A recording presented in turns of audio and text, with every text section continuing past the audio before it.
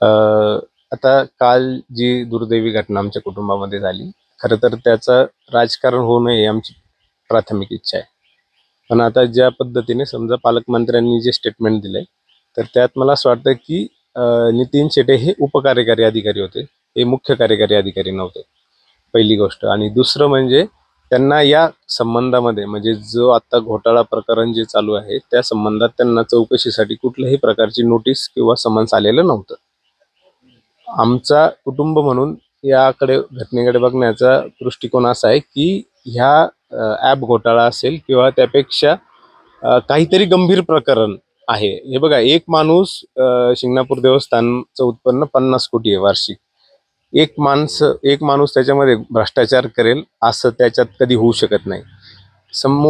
संगनमताने काही गोष्टी याच्या पूर्वी झाल्या असतील आणि उपकार्यकारी त्यांच्यावरती कार्यकारी अधिकारी असतात, जे सीओ असतात, त्यांच्यावरती 11 विश्वस्त असतात आणि विश्वस्तांच्याही वर कोणीतरी असतं ना, की ज्यांचं ऐकून विश्वस्त हे सगळ्या गोष्टी करत असतात. आणि नेवासा तालुक्याला हे सगळ्यांना माहिती आहे की कोणाच्या इशाऱ्यावरती देवस्थानमध्ये हे भ्रष्टाचार आजपर्यंत होत आलेले आहेत.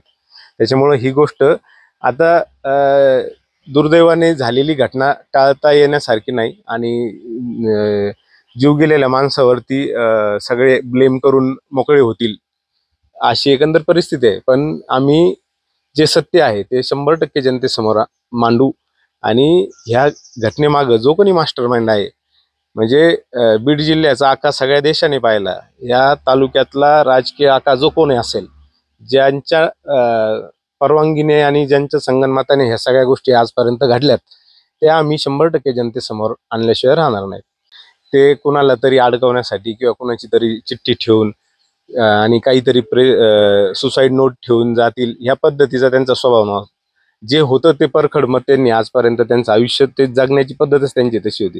त्यांनी त्यांचं मत कायम स्पष्ट आणि परखड शब्दात प्रत्येक वेळी व्यक्त केलंय.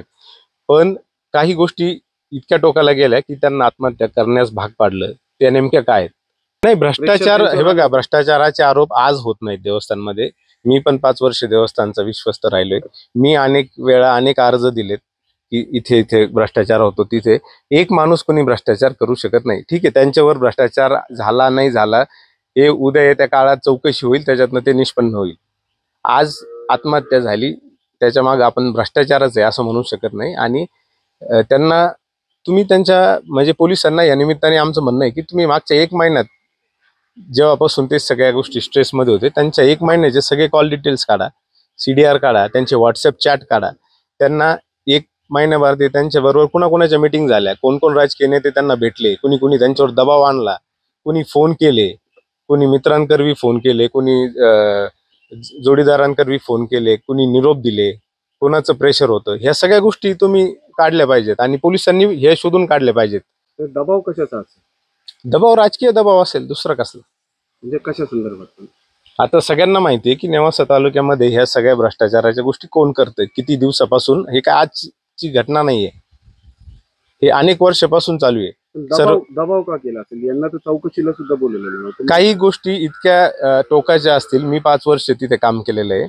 भ्रष्टाचाराचे आकडे आपल्याला अगदी चक्रावून सोडतील असे आहेत आणि ते कुणाच्या सांगण्यावर न होतात, कुणाच्या संस्थांना तिथनं फंडिंग जातं, कुणाचे राजकीय कार्यक्रम तिथनं आयोजित होतात, हे सगळ्यांना माहिती आहे. हे पोलिसांनी सापडून जनतेसमोर आणावं.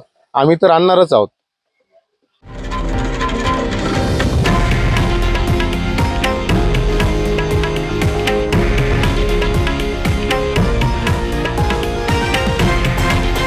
हे आहे देशातील नंबर 1 न्यूज नेटवर्क आणि आपण पाहत आहात TV9 मराठी, एकमेव.